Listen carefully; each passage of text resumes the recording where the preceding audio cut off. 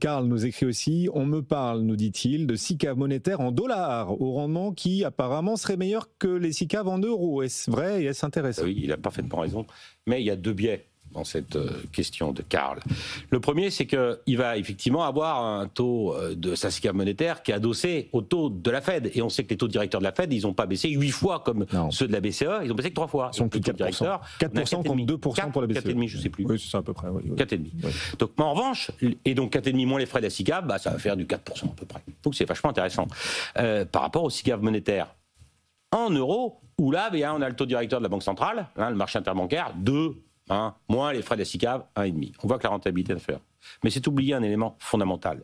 C'est, si on investit en dollars, il faut avoir des dollars. Et si on achète des dollars, on les achète aussi avec le risque de fluctuation de la parité des devises. Or, depuis le début de l'année, je rappelle que le dollar, il a baissé de 12%.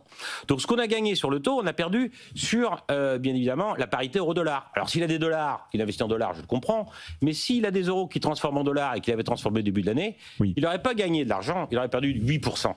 Tandis que la SICAV monétaire en euros n'a pas de défilé. Alors, sur 3 ans, il y a même une déperdition encore, parce qu'il y a une forte dépréciation, je rappelle, du dollar contre l'euro. L'euro s'est apprécié, du reste, le dollar s'est déprécié contre toute devise. C'est presque de l'exceptionnalisme américain, la destinée manifeste d'Alexis de Tocqueville est mise à plat. Ouais, vous tirez un peu la corde quand même. On n'est pas à la fin totale de l'exceptionnalisme américain. On se pose des questions. Oui. Non, mais on a des questions mais on se pose énormément des questions qu'on n'osait pas se poser avant. On ose se les poser. Mais ça ne veut pas dire qu'on a la réponse encore. Non, mais le Big Beautiful Bill que le président Trump veut lancer, on voit que ça va coûter cher. Et est-ce que l'État est capable, américain, de financer ça, tandis que justement, on s'interroge sur le développement économique florissant depuis des années des États-Unis, mais peut-être un peu moins depuis quelques temps. Bravo. Benoît Lombard, président de Maison Laplace. Merci d'être passé nous voir, Benoît. N'hésitez pas, comme Lise ou Karl, à nous adresser vos questions. Bien sûr, on y répond chaque jour. Bon retour.